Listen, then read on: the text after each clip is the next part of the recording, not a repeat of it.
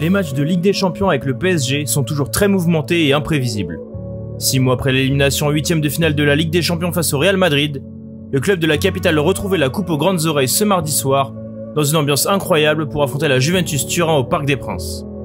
Au final, une victoire 2-1 pour les hommes de Christophe Galtier, qui ont toutefois été mis en difficulté durant la rencontre.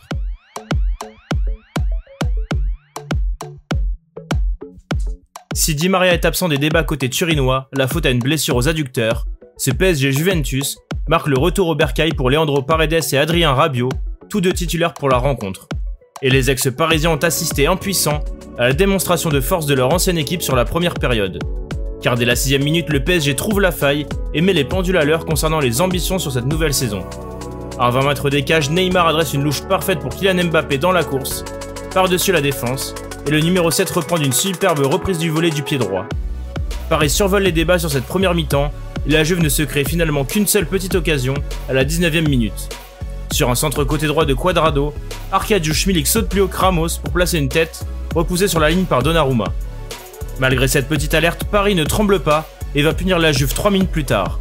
Côté droit, Verratti combine avec Kylian Mbappé en une touche, qui remet pour Hakimi dans la surface. Le Marocain remet directement pour son attaquant, qui surprend Perrine avec une frappe à ras de terre. Jusqu'à la pause, les Parisiens dominent tranquillement la rencontre, avec plus de 60% de possession de balle.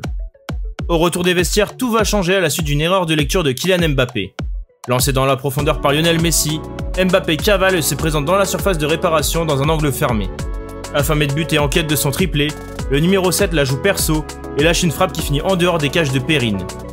S'il avait levé la tête avant, Mbappé aurait eu le luxe et le temps de servir Neymar complètement seul dans la surface pour finir dans le but vide.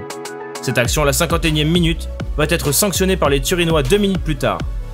Sur un corner joué à 2 entre Paredes et Kostic, le Serbe adresse un centre parfait au second poteau pour McKennie, entré à la pause. L'Américain gagne le duel aérien devant Nuno Mendes et Kimpembe et profite d'une sortie hasardeuse de Gianluigi Donnarumma pour réduire la marque. Tout aurait pu basculer dans le négatif pour Paris à la 56e minute.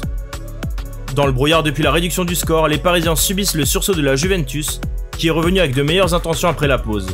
Sur un centre de Cuadrado, Dusan Vlahovic mange Marquinhos de la tête et oblige Donnarumma à sortir une énorme parade. Sergio Ramos sauve ensuite le ballon devant Milik, puis un dégagement de Kimpembe vient définitivement repousser l'assaut turinois. Paris a eu chaud et va trembler jusqu'à la fin du match. Petit à petit, la Juventus change son système pour se montrer plus offensive et va offrir quelques actions de contre aux Parisiens. Malheureusement, ni Neymar ni Kylian Mbappé ne vont réussir à les négocier et Mathia Perrine a aussi sorti une superbe parade du pied sur une volée de Neymar à la 89e minute. Avant ça, Marco Verratti avait réalisé un retour salvateur sur une frappe à ras de terre de Locatelli qui allait se loger dans les petits filets de Gianluigi Donnarumma. Finalement, le PSG s'offre une première victoire plus compliquée que prévu au regard de la première période. Les Franciliens ont dominé les débats, mais ont joué à se faire peur au retour des vestiaires. Les Parisiens démarrent tout de même sur une note positive cette campagne de Ligue des Champions, avec cette première victoire face à l'adversaire le plus gros sur le papier. A noter aussi que c'est la première fois de son histoire que le PSG bat la Juventus. Au niveau des top flops, la rédaction de Made in Foot a mis en lumière le duo Kylian Mbappé et Neymar. Le premier auteur d'un doublé a pu profiter des excellents ballons du second pour faire mal à la défense adverse. Enfin, côté Juve, McKennie a changé le visage de son équipe en rentrant à la mi-temps. Il a réduit la marque et apporté un impact physique important dans l'entrejeu. Côté flop, maintenant on retrouve 3 défenseurs, 2 Italiens et 1 Parisien. Côté Juve, Bonucci et Bremer ont énormément de difficultés à gérer les départs en profondeur de Kylian Mbappé, ont été très souvent en retard. Enfin, à Paris, Marquinhos, le capitaine, n'a pas réalisé une grande prestation et a souvent été dépassé dans les duels aériens face à Milik ou Vlahovic.